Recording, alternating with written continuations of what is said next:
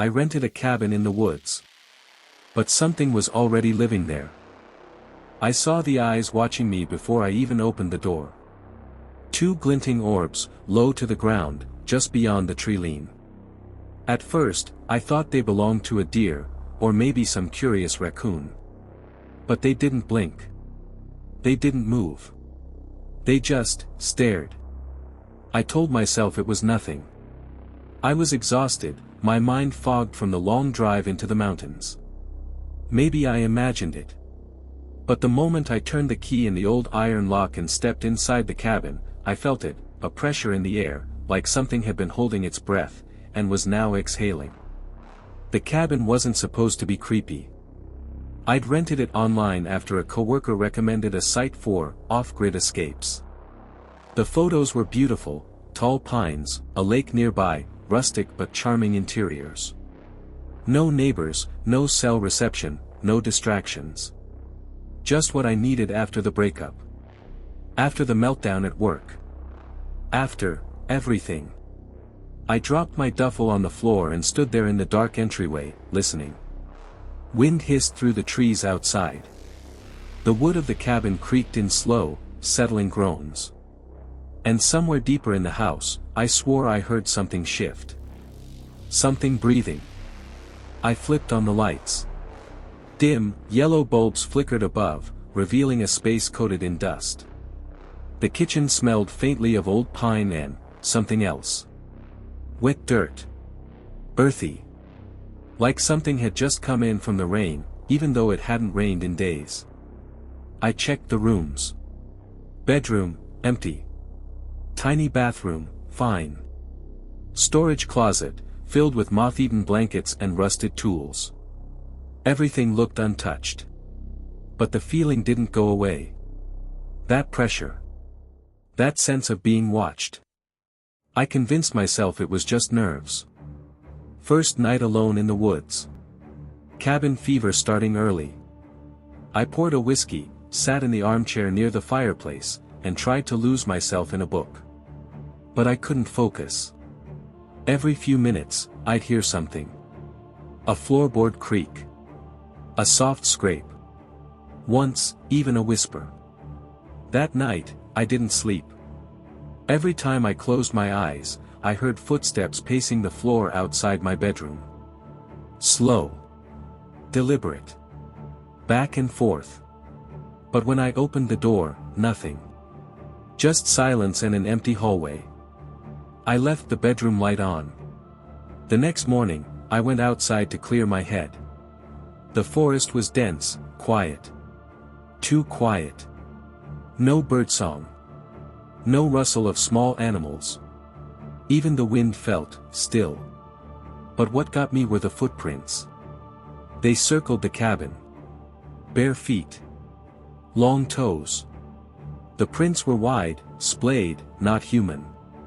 Not quite. They led from the forest to the cabin, then around it, several times, before vanishing back into the trees. I crouched down to examine them. The soil was soft, but not muddy. The prints were fresh. I looked up and scanned the woods. Nothing.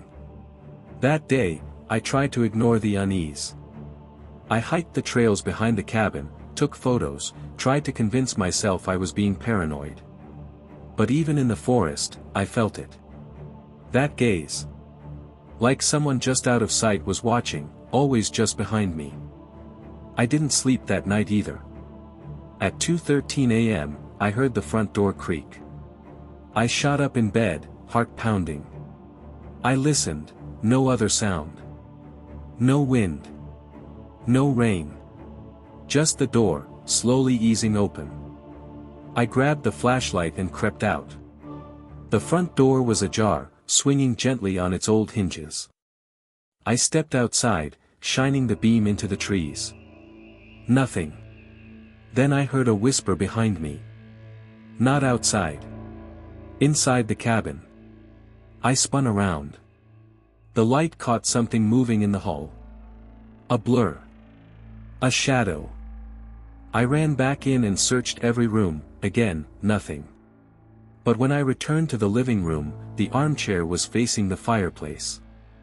I hadn't left it like that. Worse, there was something sitting in it. I couldn't see it clearly. Just the shape of someone, or something, slouched in the chair, unmoving.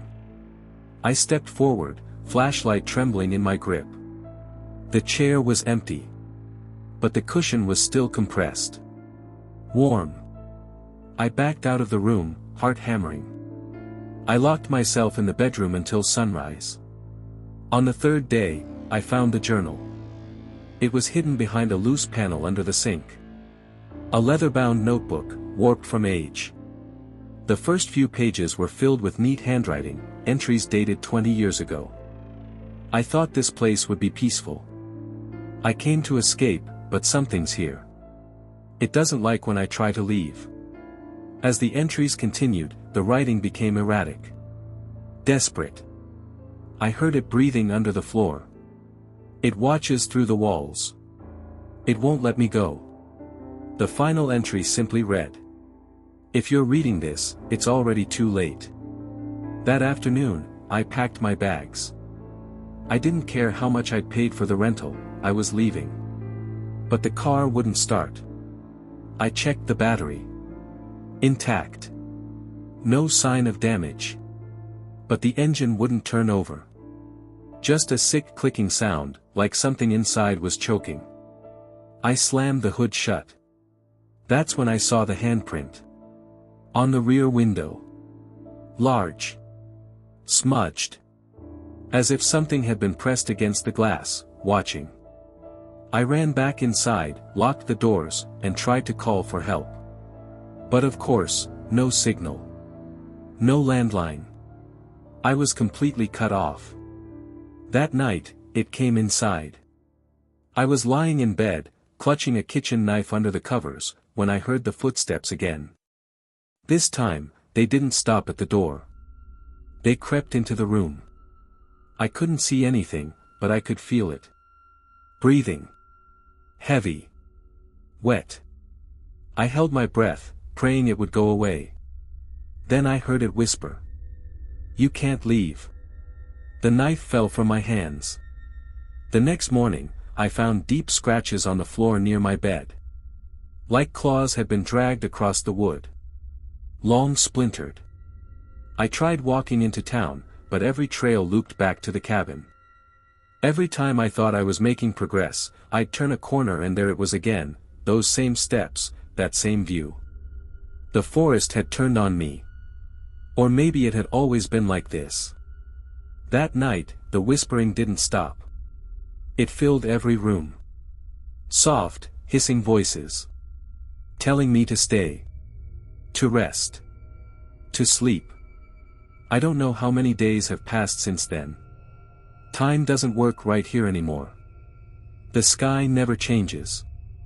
The sun sets, but it never truly gets dark. Just this dull, perpetual twilight. And the thing in the cabin, it's not hiding anymore. It watches me openly now. Sometimes I see its shape reflected in the windows. Tall. Lean. Head cocked at an unnatural angle. Other times, it stands at the edge of the bed, breathing, until I scream. But no one hears me. No one ever will. If you're hearing, like and subscribe for more stories.